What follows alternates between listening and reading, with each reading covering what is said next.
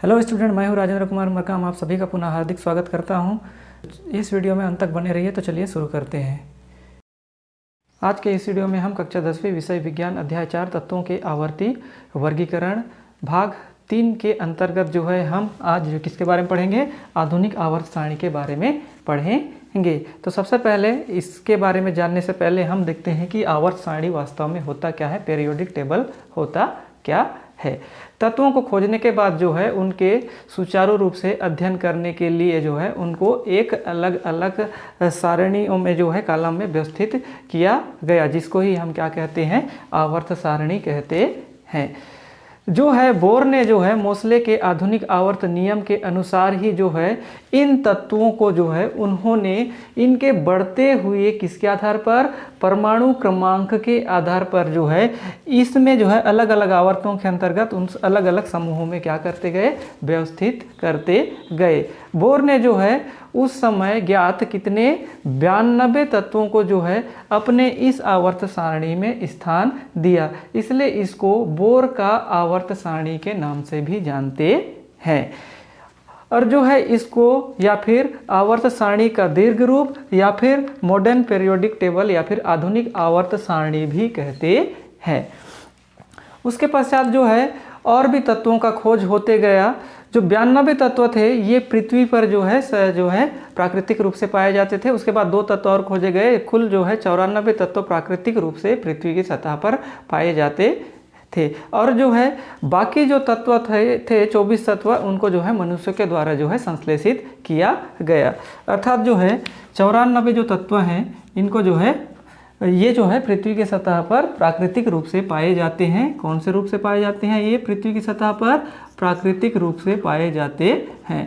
और जो है 24 जो तत्व हैं वे इनको जो है कृत्रिम रूप से जो है मनुष्यों के द्वारा क्या किया गया, संश्लेषित किया गया। लेकिन 10वीं के पुस्तक में आप देखेंगे तो 92 तत्व के बाद जितने भी तत्व हैं उनको संश्लेषित तत्व कहा गया है, जो कि गलत है। मैं इसको जो है गूगल के माध्यम से भी सर्च करके देखा। और 9वीं का पुस्तक में भी देखेंगे तो उसमें जो है प्राकृतिक रूप से पाए जाने वाले तत्वों की संख्या कितनी है? 94 है। इसको आप देख लीजिएगा, ठीक है। तो जैसे इन तत्वों को जोड़ते हैं तो 4 4 कितना हो गया? 8 हो गया। और 9 और 2 कितना हो गया? 11 हो गया। अर्थात अभी तक वर्तमान में जो है कुल 118 तत्वों की खोज क्या हो चुकी है, जिसको आधुनिक आवर्त सारणी में अलग अलग आवर्तों के अंतर्गत उनको अलग अलग समूहों में जो क्या किया गया है, व्यवस्थित किया गया है। इसी के बारे में हम आज अध्ययन करेंगे। जो है आधुनिक आवर्त सारणी में जो है तत्वों को जो है 18 ऊर्ध्व स्तंभों में जो है बांटा गया है। 18 ऊर्ध्व स्तंभ में देखते हैं 18 किस में बांटे गए हैं? ऊर्ध्व स्तंभों में क्या किया गया है, इनको बांटा गया है। या इसको अंग्रेजी में क्या बोलते हैं? हम कॉलम कहते हैं। क्या कहते हैं? कॉलम। 18 ऊर्ध्व स्तंभ या कॉलम देखते हैं किसको किसको कहते हैं। 18 ऊर्ध्व स्तंभ जो है ऊपर से नीचे की ओर की जो कॉलम होती हैं उनको हम ऊर्ध्व स्तंभ कहते हैं। जैसे ये है पहला स्तंभ 1 हो गया, ये दूसरा स्तंभ, तीसरा स्तंभ, चौथा स्तंभ, 5वां स्तंभ, 6वां स्तंभ, 7वां स्तंभ, 8वां स्तंभ, 9, 10, 11, 12, 13, 14, 15, 16, 17, 18 स्तंभों के अंतर्गत जो है आधुनिक आवर्त सारणी के अंतर्गत तत्वों को क्या किया गया है? वर्गीकृत किया गया है, व्यवस्थित किया गया है। इन जो है ऊर्ध्व स्तंभों को हम क्या कहते हैं? समूह या वर्ग कहते हैं। क्या कहते हैं? समूह या वर्ग कहते हैं। अंग्रेजी में इसको क्या कहते हैं? क्लास कहते हैं। क्या कहते हैं? क्लास कहते हैं। अर्थात तत्वों को जो है 18 अलग अलग या समूहों या वर्गों में वर्गीकृत किया गया है।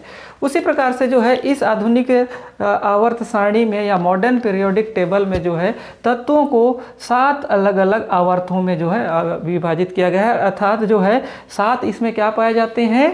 क्षैतिज पंक्तियां पाई जाती हैं। क्षैतिज पंक्तियां देखते हैं, ये पहला पंक्ति है, एक पंक्ति हो गया, ये हो गया दूसरी पंक्ति हो गया, ये तीसरी पंक्ति हो गया, ये चौथा पंक्ति हो गया, ये 5वां पंक्ति हो गया, ये 6वां पंक्ति हो गया और ये हो गया हमारा 7वां पंक्ति। अर्थात इसके जो है आधुनिक आवर्त सारणी में 7 क्षैतिज क्या पाई जाती हैं? क्षैतिज पंक्तियां पाई जाती हैं। इन पंक्तियों को जो है अंग्रेजी में क्या कहते हैं? रो कहते हैं, इनको रो कहते हैं, जो कौन सी दिशा से, बाएं दिशा से दाएं दिशा की ओर जाती है। कौन से दिशा से, ऐसे खड़े रहूँगा तो बाएं दिशा से दाएं दिशा की ओर जाती है।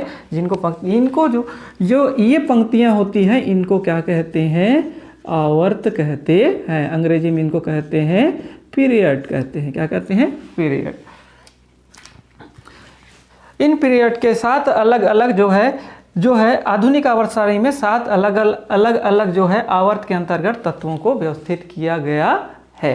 तो इसके अंतर्गत देखते हैं कि सबसे पहले जो है समूह या वर्ग होते क्या हैं, किसके बारे में देखेंगे, समूह या ये वर्ग वास्तव में होते क्या हैं, या फिर इनके अंतर्गत जो है तत्वों को किस प्रकार से व्यवस्थित किया गया है।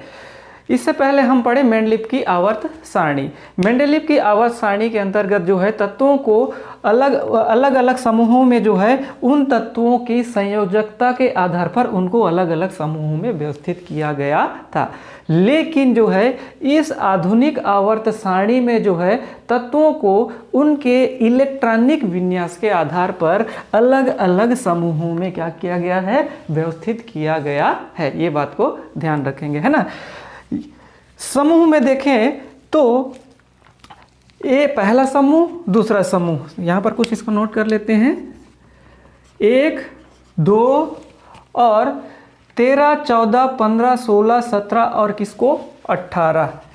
1, 2 और किसको 13, 14, 15, 16, 17 व कौन सा 18 समूह या वर्ग। 1, 2 और 13, 14, 15, 16, 17, 18 समूह या वर्ग के अंतर्गत आने वाले जितने भी तत्व हैं उनको सामान्य तत्व कहते हैं। क्या कहते हैं, इनके अंतर्गत, इन समूह के अंतर्गत आने वाले तत्वों को हम कौन सा तत्व कहते हैं, सामान्य तत्व कहते हैं। उसी प्रकार से जो है 3 से लेकर 12 समूह तक आने वाले जितने भी तत्व आते हैं उन तत्वों को कहाँ से कहाँ तक, इसको भी नोट कर लेते हैं, कहाँ से, 3 समूह से लेकर कहाँ तक, 3, 4, 5, 6, 7, 8, 9, 10, 11, 12 समूह तक के जो तत्व हैं समूह या वर्ग के तत्वों को हम कौन से तत्व कहते हैं, वर्ग के तत्वों को कौन सा तत्व कहते हैं, संक्रमण तत्व कहते हैं। इसको याद रखिएगा, है ना। समूह 1, 2, 13, 14, 15, 16, 17, 18 समूह के तत्वों को हम सामान्य तत्वों के अंतर्गत रखते हैं। उसी प्रकार से समूह 3 से लेकर देखते हैं 3, 4, 5, 6, 7, 8, 9, 10, 11, 12 समूह तक के तत्वों को हम संक्रमण तत्व कहते हैं। इस प्रकार से जो है अलग अलग समूहों में जो है तत्वों को रखा जाता है। उसे संक्रमण तत्व क्या होते हैं उसके बारे में हम इस वीडियो के अंत में देखेंगे कि उस होते क्या हैं और कौन से ब्लॉक में रखे जाते हैं और इनमें जो है किस प्रकार की कक्षाएं होती हैं, कितने उपकोष होते हैं, इसके बारे में आगे देखते हैं। उसी प्रकार से देखते हैं अब हम, ये तो हो गया हमारा समूह। अब देखते हैं क्या, आवर्त के बारे में। आवर्त को अंग्रेजी में पीरियड कहते हैं। ये आवर्त होते क्या है। आधुनिक आवर्त सारणी में तत्वों को जो है 7 आवर्तों के अंतर्गत वर्गीकृत किया गया है। कितने आवर्तों में, 7 आवर्तों में तत्वों को वर्गीकृत किया गया है। एक समूह का पहला आवर्त, दूसरा आवर्त, तीसरा आवर्त, चौथा आवर्त, 5वां आवर्त, 6वां आवर्त और ये 7 आवर्त के अंतर्गत जो है तत्वों को व्यवस्थित किया गया है, वर्गीकृत किया गया है। तो इसमें जो है यदि हम किसी आवर्त के बाएं से दाएं दिशा की ओर जाते हैं, या सबसे पहले इसको ध्यान दीजिए, प्रत्येक आवर्त में जो है कोषों की संख्या जो है अलग अलग होती है, लेकिन एक आवर्त में जितने भी तत्व होते हैं, जैसे पहला आवर्त में 2 तत्व हैं, हाइड्रोजन और हीलियम। इस पहला आवर्त में के जितने भी तत्व हैं उनमें जो है बाहर जो कोष होता है या कक्षा होता है या कक्ष होता है, उनकी संख्या जो होता है कितना होता है, बराबर होता है। उसी प्रकार से जो है दूसरे आवर्त में जाएंगे तो दूसरे आवर्त में जितने भी तत्वों को रखा गया है, इन तत्वों का जो कोष क्रमांक होगा, बाहर में जो कोषों की संख्या है वो भी बराबर होता है। उसी प्रकार से तीसरे आवर्त के तत्वों को भी देखेंगे तो तीसरे आवर्त के अंतर्गत जितने भी तत्व रखे गए हैं, इनके बाहरी कक्ष की संख्या भी या फिर बाह्य कोष की संख्या भी कैसे होगी, बराबर होगी। चलो देखते हैं कैसे। पहला उदाहरण देखता हूं मैं, यहां पर लिख देता हूं सबसे पहले, कोषों की किसी एक आवर्त के सभी तत्वों में कोषों, कक्ष भी लिख सकते हो या कक्षा भी लिख सकते हो, कक्षों की संख्या बराबर होती है। समझ रहे हो, किसी एक आवर्त, किसी भी 7 आवर्त में से किसी आवर्त का भी हम अध्ययन करें तो एक आवर्त के सभी तत्व, एक आवर्त के अंतर्गत जैसे पहला आवर्त में ये आवर्त में इतने तत्व रखे गए हैं, इन तत्वों में के बाह्य का जो है कोष बाहर में या नाभिक के चारों ओर जो कोष होते हैं, उन कोषों, कक्ष या कक्षों की संख्या हमेशा कैसे होती है, बराबर होती है। जैसे हम देखते हैं पहला आवर्त का, पहले आवर्त में हाइड्रोजन और किसको रखा गया है, हीलियम को रखा गया है। हाइड्रोजन और हीलियम, हाइड्रोजन और हीलियम, इनका जो आप परमाणु क्रमांक तो याद कर लिए होंगे, मैंने इसके बारे में पिछली बार जो है वीडियो बनाया था। जो हाइड्रोजन का जो परमाणु क्रमांक होता है 1 होता है और हीलियम का जो परमाणु क्रमांक होता है 2 होता है। परमाणु क्रमांक हम किसको कहते हैं, उस परमाणु के नाभिक में स्थित प्रोटॉनों की संख्या को हम किसी तत्व का परमाणु क्रमांक या संख्या कहते हैं। जितनी संख्या में उसके नाभिक, उन तत्वों के नाभिक में प्रोटॉन होते हैं, उतने ही संख्या में उसकी बाहरी कक्षाओं में क्या होते हैं, इलेक्ट्रॉन होते हैं। और हमने ये भी देखा है कि जो है किसी परमाणु के बाहर जो है इलेक्ट्रॉनों के वितरण के लिए 4 प्रकार के कोष होते हैं। कौन कौन से कोष होते हैं, के, एल, एम और कौन सा कोष होता है, एक एन कक्ष होता है या कोष होता है या कक्षा होता है। के कक्ष में हम जानते हैं कि अधिकतम कितने इलेक्ट्रॉन आ सकते हैं, 2 इलेक्ट्रॉन आ सकते हैं। अधिकतम, कम से कम 1 इलेक्ट्रॉन, अधिकतम 2 इलेक्ट्रॉन। 2 के बाद जो तीसरा इलेक्ट्रॉन होगा कौन से कक्ष में जाएगा, एल कक्ष में जाएगा। इसी प्रकार से एल कक्ष में भी हमने पढ़ा था अधिकतम 8 इलेक्ट्रॉन आएंगे और एम कक्ष में भी अधिकतम 8 इलेक्ट्रॉन आएंगे और एन कक्ष में भी अधिकतम 8 इलेक्ट्रॉन आएंगे। कौन से नियम के अनुसार, बोर-बेरी के नियम के अनुसार। तो देखते हैं हाइड्रोजन का जो 1 इलेक्ट्रॉन है, जैसे इसका परमाणु संरचना बनाए तो यहाँ पर जो है ये हाइड्रोजन परमाणु का है, ये नाभिक हो गया, उसके चारों ओर एक कक्ष है, क्योंकि एक ही कक्ष में ये इलेक्ट्रॉन गया है। कौन सा कक्ष में, के कक्ष में ही गया है। ये बाहर वाला कौन सा कक्ष है, के कक्ष है, जिसमें कितने इलेक्ट्रॉन है, 1 इलेक्ट्रॉन है। अर्थात इसमें पहले आवर्त के पहले तत्व में कितने कक्ष हो गए, कक्षों की संख्या कितनी हो गई, कक्षों की संख्या, कक्षों की संख्या यहाँ पर कितनी है, 1 है। कौन सा कक्ष है, पहला वाला जो नाभिक के समीप रहता है, के कक्ष है, अर्थात 1 कक्ष हो गया ये।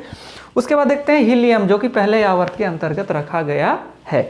हीलियम का जो परमाणु क्रमांक 2 होता है, इसका भी जो है परमाणु संरचना बना के देखते हैं। ये नाभिक हो गया बीच वाला, ये कक्ष हो गया। चूंकि हम जानते हैं कि कक्ष में अधिकतम 2 इलेक्ट्रॉन आते हैं और हीलियम के पास भी कितने इलेक्ट्रॉन है, 2 इलेक्ट्रॉन है, जो कि किस में जाएगा, के कक्ष में ही जाएगा। अर्थात हीलियम में भी देखते हैं तो इसमें भी कक्षों की संख्या कितनी है, नाभिक के बाद कितने कक्षा गोल राउंड वाले हैं, इनको कक्षा कोष या कक्ष कहते हैं, कितनी है, इसमें भी कक्षों की संख्या इसमें भी कितनी है, 1 है। अर्थात एक कक्ष वाले तत्वों को जो है पहले आवर्त के अंतर्गत जो है आधुनिक आवर्त सारणी में रखा गया है। उसके बाद और एक उदाहरण देता हूँ, थोड़ा सा इसको जल्दी से बताऊंगा। तीसरे आवर्त का देखते हैं। तीसरे आवर्त के अंतर्गत जो है तत्वों किस प्रकार के, मतलब कितने कोष या कक्ष वाले तत्वों को इसके अंतर्गत रखा गया है। और तीसरे आवर्त में जितने भी तत्व हैं, इनके बाह्य जो कोषों हैं उनकी संख्या हमेशा कितनी होगी, बराबर होगी। जैसे तीसरा आवर्त का देखते हैं, तो तीसरे आवर्त का मैं यहाँ पर लिख रहा हूँ, ये तीसरा आवर्त है, थर्ड आवर्त। देखते हैं, सबसे पहला तत्व है यहाँ सोडियम। सोडियम का परमाणु क्रमांक है 11। तो इसका देखते हैं कि कक्ष 4 प्रकार का होता है, के, एल, एम, एन। जो है 11 होता है, 2 इलेक्ट्रॉन किस में चला जाएगा, अच्छा इसका सोडियम का जो है परमाणु संरचना बना देता हूँ। इसके समीप के कक्ष होता है। सोडियम के 11 इलेक्ट्रॉन में से 2 इलेक्ट्रॉन के कक्ष में गया, 2 इलेक्ट्रॉन के कक्ष में गया, तो बचा कितना यहाँ पर, कितना बचेगा, 9 इलेक्ट्रॉन बचेगा। और 9 इलेक्ट्रॉन जानते हैं कि अब एल, इसके दूसरे के बाद तीसरा इलेक्ट्रॉन जो है उसके बाहर वाला कक्ष किसमें, एल में जाएगा। एल में अधिकतम 8, लेकिन हमारे पास 9 है तो यहाँ पर 8 डाल दीजिए, बराबर दूरी पर करते हुए 8 इलेक्ट्रॉन हो गए होंगे। 1 2 3 4 5 6 7 8 इलेक्ट्रॉन -8 चला गया। बचा कितना, 1 इलेक्ट्रॉन। वो कौन से कक्ष में चला जाएगा, कौन से कक्ष में चक्कर चलाएगा, एम कक्ष में जाएगा। एम कक्ष में कितने इलेक्ट्रॉन, 1 इलेक्ट्रॉन जाएगा। ये हो गया सोडियम। सोडियम का अर्थात सोडियम में कितने कक्ष हो गए नाभिक के बाद, ये पहला के कक्ष, ये दूसरा एल कक्ष और ये तीसरा है कौन सा, एम कक्ष। अर्थात कक्षों की संख्या यहाँ पर कितने हैं, 3 कक्ष उपस्थित है। कौन से आवर्त के अंतर्गत गए तत्वों में, तीसरे आवर्त में। अब क्लोरीन का देखते हैं, किसका देखते हैं, क्लोरीन। क्लोरीन का जो परमाणु क्रमांक होता है कितना होता है, 17 होता है। 17 मैं यहाँ पर लिख दिया हूँ। तो इसका जो है परमाणु संरचना बना के देखते हैं। ये हो गया बाहर एक इस नाभिक के समीप वाला कक्ष, के कक्ष में 2 इलेक्ट्रॉन, 17 में से 2 गया तो कितना बचा, 15 इलेक्ट्रॉन बचा। 15 जो है बाहरी इलेक्ट्रॉन में यहाँ जाए, बाहरी कक्ष में जाएंगे, कितने इलेक्ट्रॉन, 4 5 6 7 8 इलेक्ट्रॉन यहाँ गए। अब 15 में से 8 घटा दिए तो बचा कितना, 7 बचा।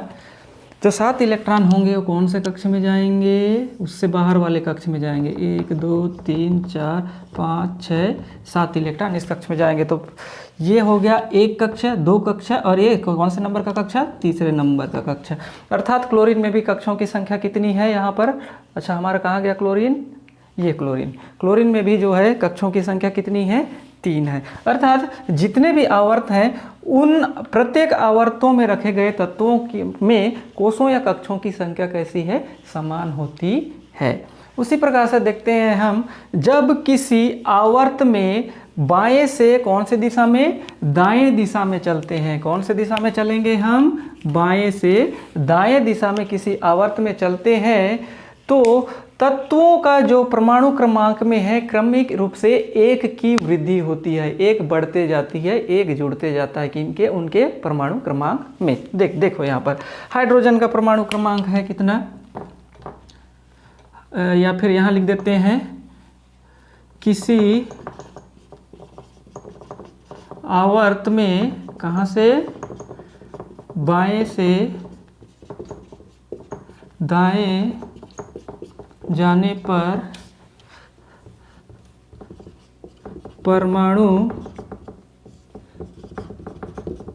क्रमांक में 1 की वृद्धि होती है। कैसे वृद्धि होती है देखते हैं। किसी आवर्त में बाएं से दाएं जाने पर देखते हैं, यहाँ पर पहला आवर्त में जो है रखा गया है हाइड्रोजन। हाइड्रोजन का परमाणु क्रमांक कितना है, 1 है। उसी पर जाते हैं उधर हम, कौन सा रखा गया है, हाइड्रोजन के आगे इसी आवर्त के अंतर्गत हीलियम रखा गया है। हीलियम का जो परमाणु क्रमांक है कितना है, 2 है। अर्थात यहाँ पर 1 था और यहाँ पर कितना हो गया, 1 जुड़ गया। अर्थात 1 जो है इनकी परमाणु क्रमांक में क्रमिक रूप से वृद्धि होते जाती है। उसी प्रकार से यहाँ पर भी देखेंगे, लिथियम का 3 है, 3 के बाद कितना हो गया, बेरिलियम का 4 हो गया। बेरिलियम का बोरान का कितना हो गया, 5 हो गया। फिर इसका कार्बन का 6 हो गया, नाइट्रोजन का 7 हो गया, ऑक्सीजन का 8 हो गया, फ्लोरीन का जो है 9 हो गया, नियोन का 10 हो गया। इसी प्रकार से क्रमशः 11 12 13 14 15 इसी प्रकार से जो है इनका परमाणु क्रमांक में 1 की वृद्धि होते जाती है। उसी प्रकार से जो है तीसरा इसमें देखते हैं, यदि हम किसी भी आवर्त में बाएं से दाएं दिशा पर जाने पर उनके बाह्य कक्ष में उपस्थित संयोजी इलेक्ट्रॉनों की संख्या में भी क्रमशः 1 की वृद्धि होते जाती है। देखते हैं, फिर यहाँ देखते हैं, किसी आवर्त में बाएं से दाएं दिशा में जाने पर तत्वों के बाह्य कक्ष में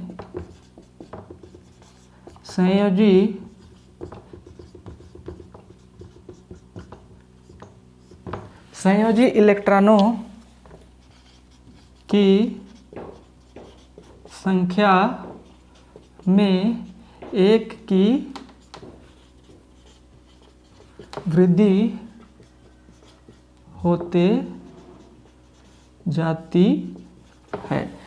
देखते हैं किसी भी आवर्त में हम जब बाएं से दाएं दिशा की ओर चलते हैं तो इन तत्वों के जो बाह्यतम कोश में जो संयोजी इलेक्ट्रॉन होता है, क्योंकि बाह्यतम कोश को हम संयोजी कोश या संयोजी कक्षा कहते हैं और उस कोश या कक्षा संयोजी कक्षा में उपस्थित इलेक्ट्रॉन को हम संयोजी इलेक्ट्रॉन कहते हैं।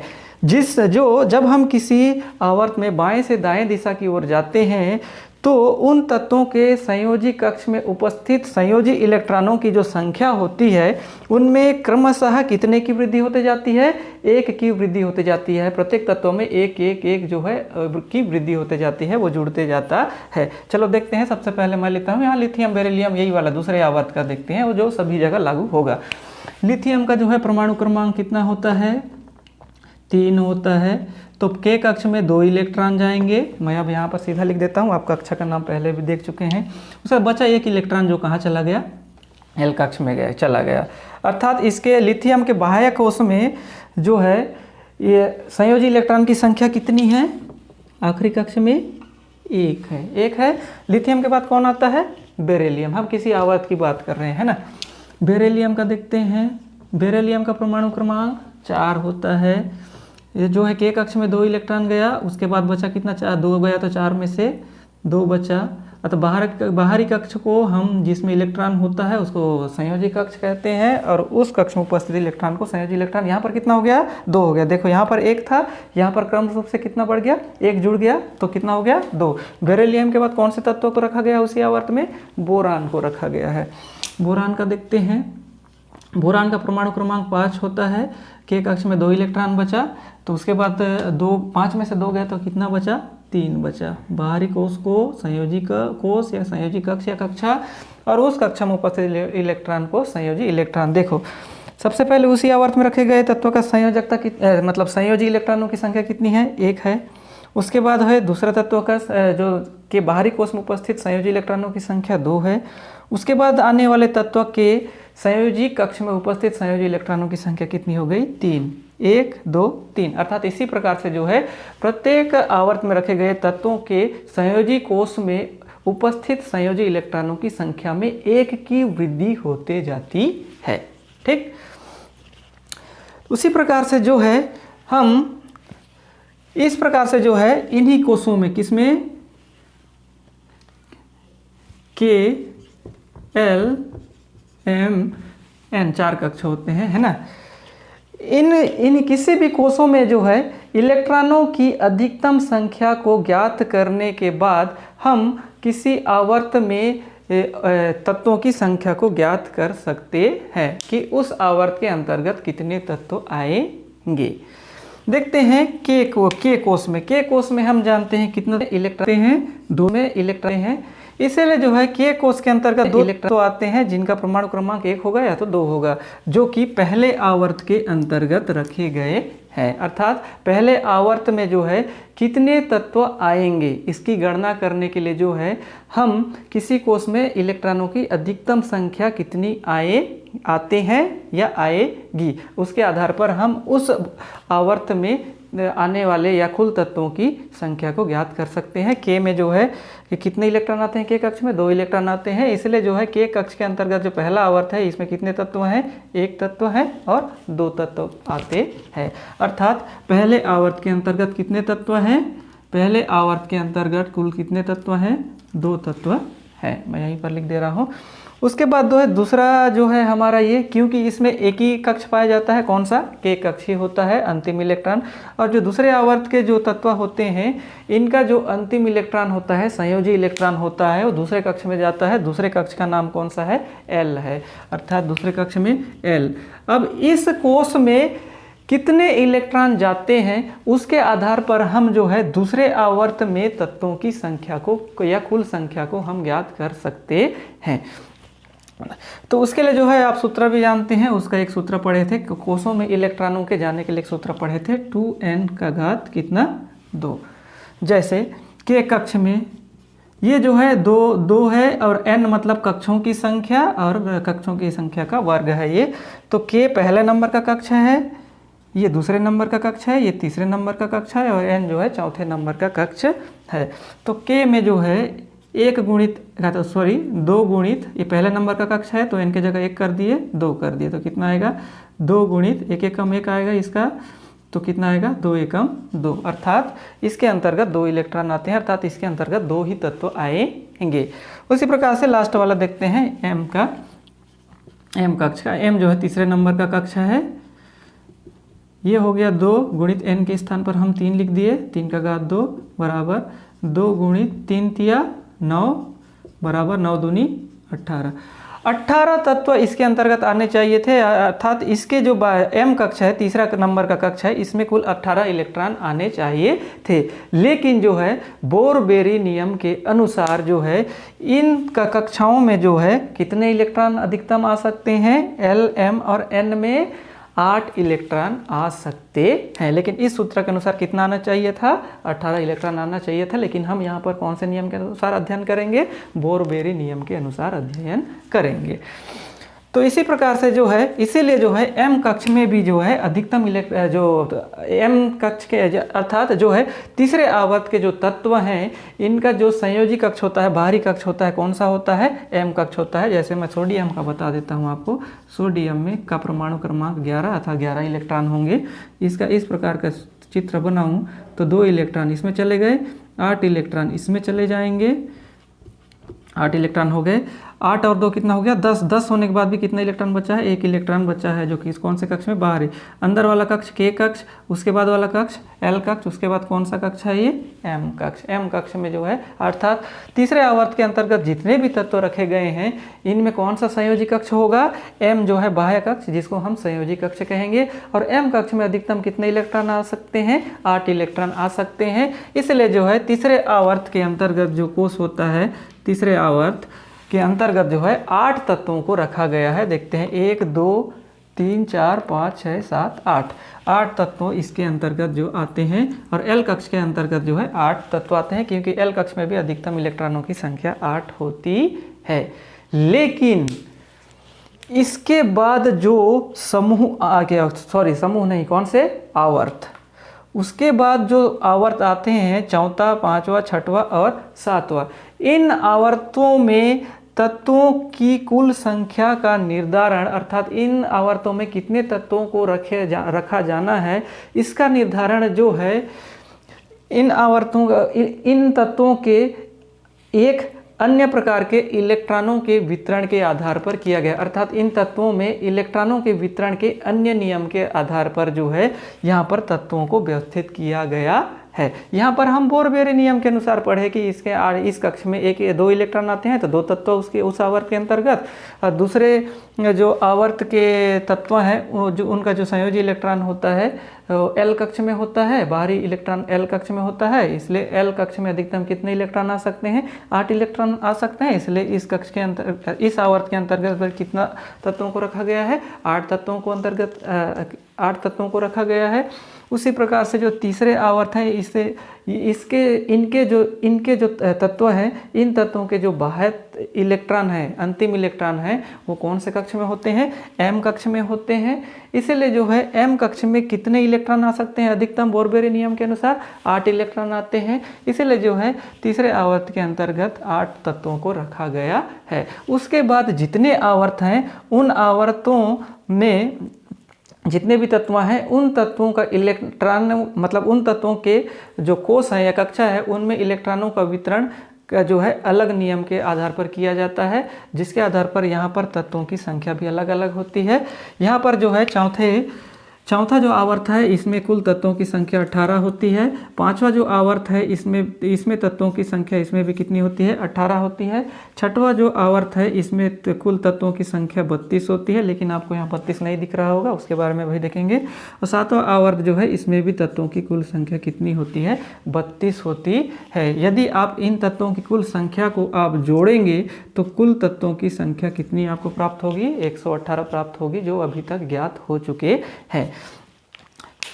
यहाँ पर देखिएगा कि आपका ये होगा ट्रांजिशनल एलिमेंट्स या फिर संक्रमण तत्वों के तीसरा समूह के अंतर्गत तीसरा समूह के जो है यहाँ पर देखेंगे तो यहाँ पर 57 परमाणु क्रमांक के बाद के 14 तत्व जो हैं उनको अलग से इस मुख्य आवर्त सारणी के नीचे में अलग से लिखा गया है। कितने तत्वों को? 14 तत्वों को। 1 2 3 4 5 6 7 8 9 10 11 12 13 14 15 सॉरी, अच्छा ये लेंथेनम यहाँ पर रहना था लेकिन उसको जो है यहीं पर लिख दिया है। 14 तत्वों को जो है इस प्रकार से नीचे की ओर लिख दिया जाता है, लिख दिया गया है।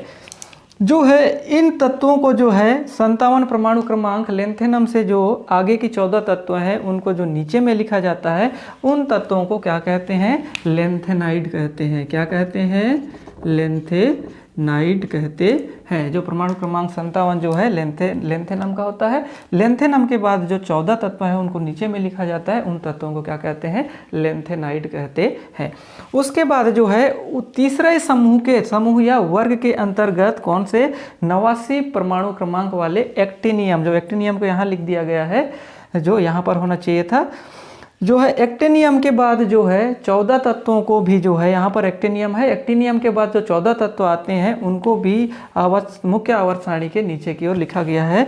एक इसको छोड़ दीजिए, एक्टिनियम है, एक्टिनियम यहाँ उसका स्थान यहाँ पर है।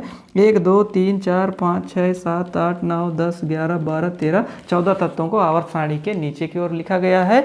इन 14 तत्वों को जो एक्टिनियम के बाद परमाणु क्रमांक 89 से आगे की ओर आते हैं 14 तत्व, उन तत्वों को जो है एक्टिनाइड कहते हैं। कौन से तत्व कहते हैं?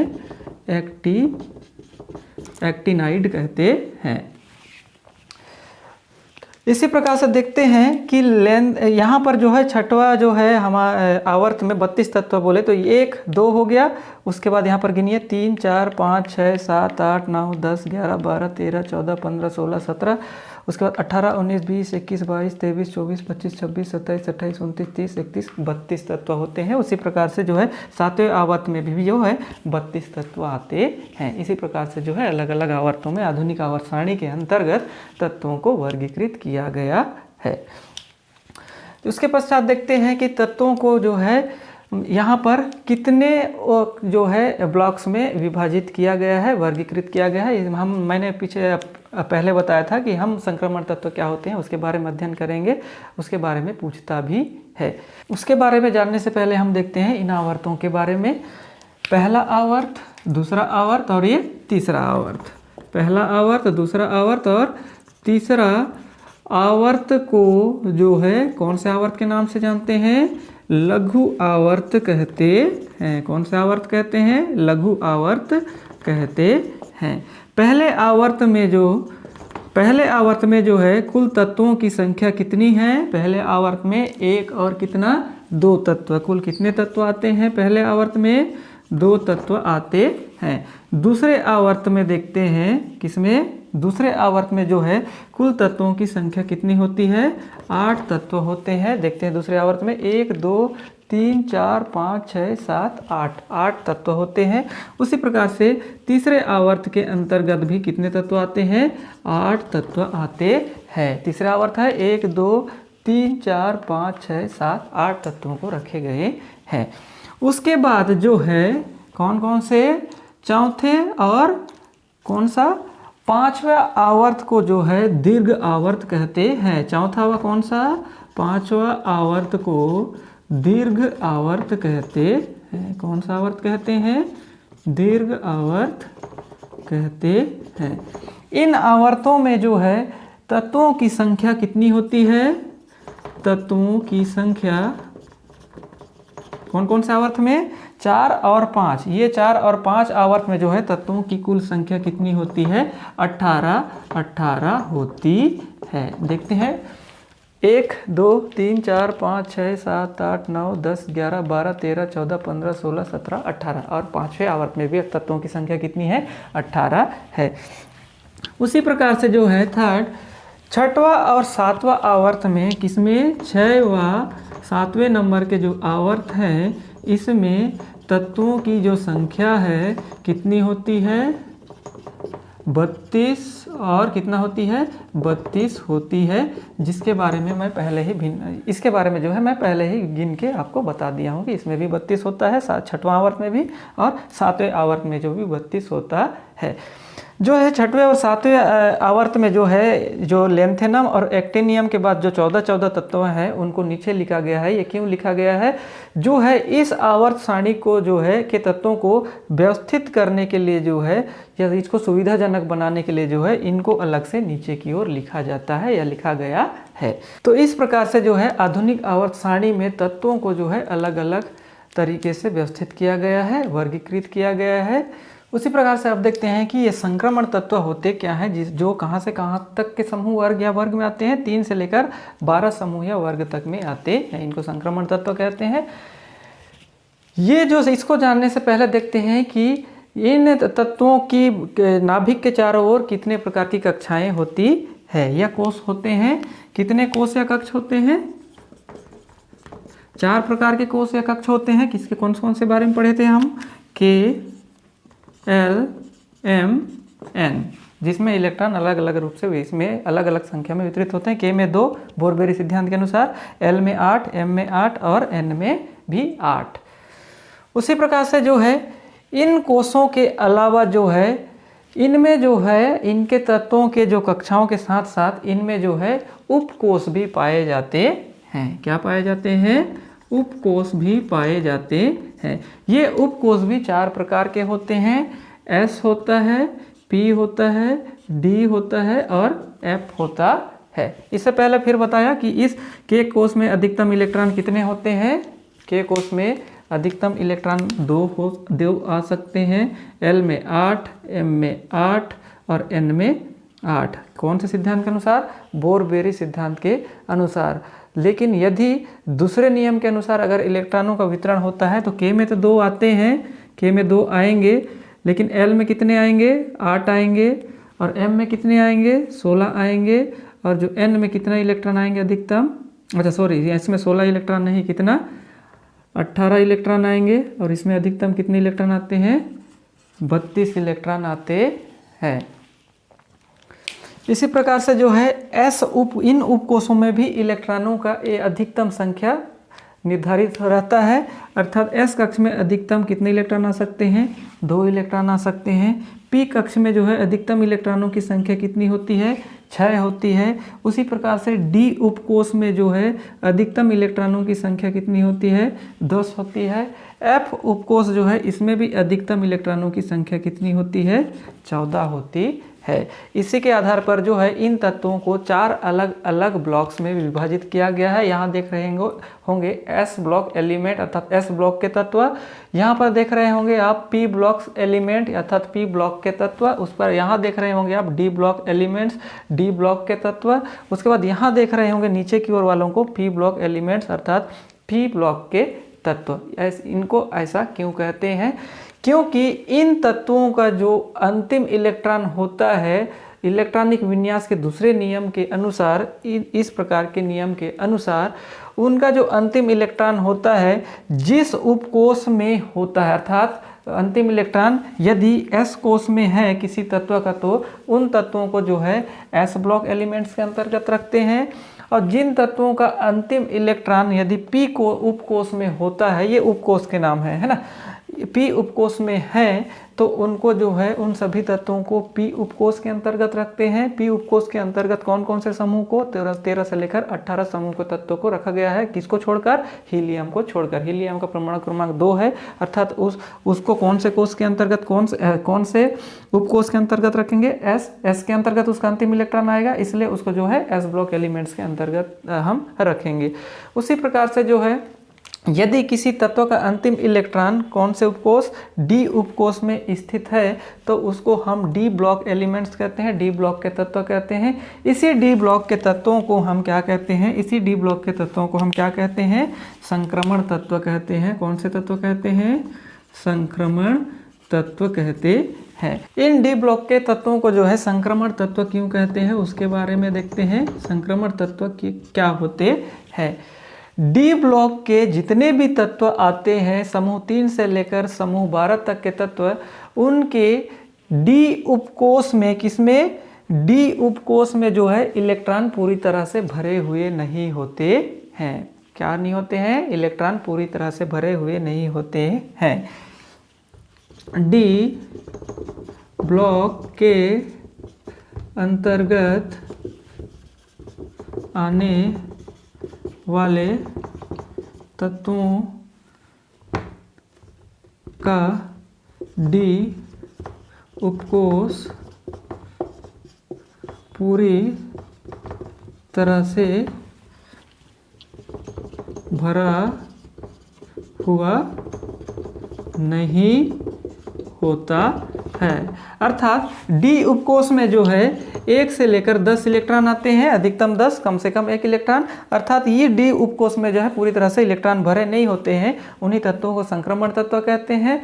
या फिर हम यह कह सकते हैं एस ब्लॉक और पी ब्लॉक के अंतर्गत रखे जाने वाले तत्व, जिनको डी ब्लॉक में रखा जाता है, उन सभी तत्वों को जो है हम संक्रमण तत्व कहते हैं। ये जो संक्रमण तत्व होते हैं परिवर्ती संयोजकता दर्शाते हैं। अर्थात अलग अलग तत्वों के साथ ये अलग अलग प्रकार के अपनी संयोजकता प्रदर्शित करते हैं। कॉपर जो एक संयोजकता भी दर्शाता है, उसी प्रकार से 2 संयोजकता भी दर्शाता है, इसी प्रकार से।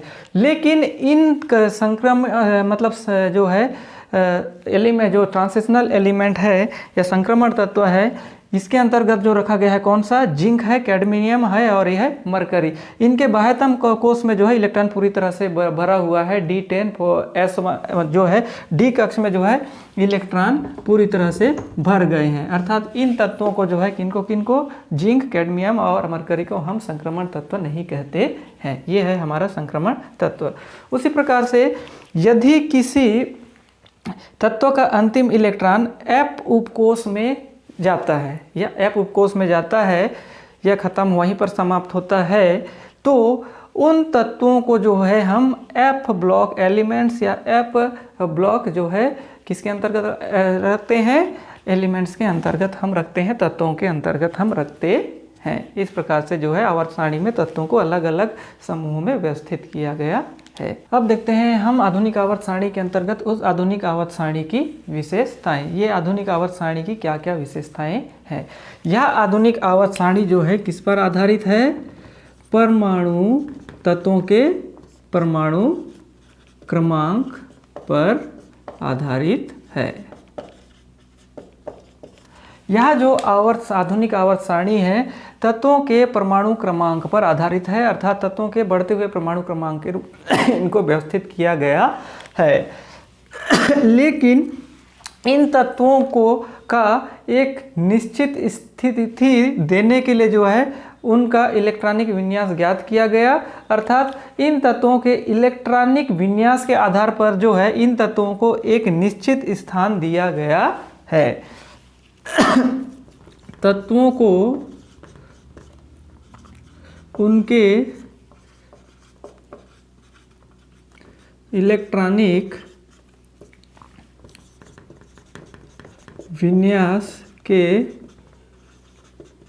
आधार पर उनकी स्थिति निर्धारित की गई है।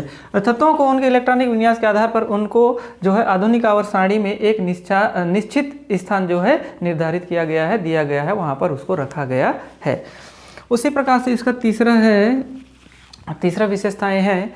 आवर्त सारणी जो है विभिन्न तत्वों के गुणों को क्रमिक रूप से अलग अलग रूप से जो है हमको दर्शाता है। अर्थात इसके माध्यम से हम उनके गुणों को आसानी से ज्ञात या अध्ययन कर सकते हैं। जैसे पहले इधर यहाँ से यहाँ तक जो है धातुओं को रखा गया है। उसके बाद जो है यहाँ पर जो होता है यहाँ पर रखा गया है हमारा उपधातुओं को रखा गया है, जिसको मेटेलॉइड्स कहते हैं। उसके बाद जो है अधातु, अर्थात इनके गुणों को हम क्रमिक रूप से इन परिवर्तनों के द्वारा आसानी से हम याद कर सकते हैं। अच्छा, अर्थात तत्वों के गुणों में होने वाले क्रमिक परिवर्तनों को दर्शाता है या स्पष्ट करता है। उसके बाद जो चौथा गुण है, मॉडर्न पीरियोडिक टेबल अर्थात आधुनिक आवर्त सारणी में भी जो है हाइड्रोजन का स्थान अनिश्चित है। हाइड्रोजन जो है पिछले वीडियो में बता चुका हूँ, हाइड्रोजन जो होता है 4 धातुओं के आयनों की भांति हाइड्रोजन प्लस आयन, और जो होता है हेलोजन समूह के जो जितने भी तत्व हैं इनके भांति जो है H- आयन भी देता है। इसमें भी यह इसका जगह निश्चित नहीं किया गया कि ये जो होता है H+ आयन देता है। अगर H+ आयन देता तो इसको इस समूह पहला समूह के अंतर्गत रखते। H- आयन जो कि हेलोजन तत्वों के भांति देता तो उनको जो है 17वें समूह में रखा जाना था। लेकिन जो है मेंडलीव के आवर्त सारणी में भी उसको पहले समूह के अंतर्गत रखे हैं, पहले समूह या वर्ग के अंतर्गत। आधुनिक आवर्त सारणी में भी जो है हाइड्रोजन का स्थान अनिश्चित होने के कारण इसको भी जो है पहले समूह में आवर्त सारणी के सबसे पहले ऊपर में रखा गया है। ये है इस आधुनिक आवर्त सारणी की विशेषताएं। इसमें जो है एक प्रश्न बनता है, इसमें हाइड्रोजन परमाणु का स्थान अनिश्चित है क्यों? क्योंकि ये जो है क्षारीय धातुओं के आयनों की भांति जो है पहले समूह के जितने भी तत्व हैं उनके भांति जो है यह H+ आयन देता है। और जो है 17 समूह के जो तत्व हैं जिनको हेलोजन कहते हैं, 17 समूह के जितने भी तत्व हैं इनको क्या कहते हैं? हेलोजन कहते हैं। जैसे कौन कौन से halogen? Fluorine, chlorine, bromine, iodine, एस्टेटिन। एस्टेटिन जो है रेडियो एक्टिव पदार्थ है। इनको हेलोजन इसलिए कहते हैं क्योंकि ये जो होते हैं पृथ्वी पर मुक्त अवस्था में नहीं पाए जाते हैं। ये ज़्यादातर जो होते हैं समुद्र के जल में लवणीय अवस्था में पाए जाते हैं, और कुछ जो है उचित ये जो होते हैं उचित रूप से क्रियाशील होते हैं, इसलिए इनको क्या कहते हैं? हम हेलोजन कहते हैं। उसके बाद जो है यहीं पर देखिए जो है आखिरी में 18वें समूह के अंतर्गत जो तत्व है जिसको शून्य समूह के नाम से भी जानते हैं, जिनकी खोज किसने किया था? रेमसेन ने किया था, जो है हीलियम, नियॉन, आर्गन, ये इनको है ना, इनके जो बाहरी कक्ष में है इलेक्ट्रॉन पूरी तरह से भरे हुए होते हैं, इसलिए ये दूसरे तत्वों के इलेक्ट्रॉनों के साथ आपस में क्रिया नहीं कर पाएंगे, अर्थात लेन देन इलेक्ट्रॉनों का लेन देन नहीं कर सकते। इसलिए इनको जो है अक्रिय गैस या नोबेल गैसों के नाम से भी जानते हैं। ठीक, 17वें समूह के तत्वों को किस नाम से जानते हैं? हेलोजन। डी ब्लॉक एलिमेंट्स कहाँ से? तीसरे समूह से 12 तक को संक्रमण तत्व कहते हैं। उसके बाद 17 वाले को हेलोजन और जो है 18 वाले को हम अक्रिय गैस या नोबेल गैस के नाम से जानते हैं। ये याद रखेंगे, ये आपका सही विकल्प या खाली स्थान में एक प्रश्न बनता है। तो इस प्रकार से जो है आज के इस वीडियो को यहीं समाप्त करते हैं। यदि आप इसके अध्याय के भाग 1 और भाग 2 के वीडियो को नहीं देखा तो उसको जाकर देखिए, तभी आपको जो है ये वीडियो आसानी से आपको समझ में आएगा, मुझे लगता है। तो आज का वीडियो यहीं तक। जय हिंद, जय भारत, जय छत्तीसगढ़।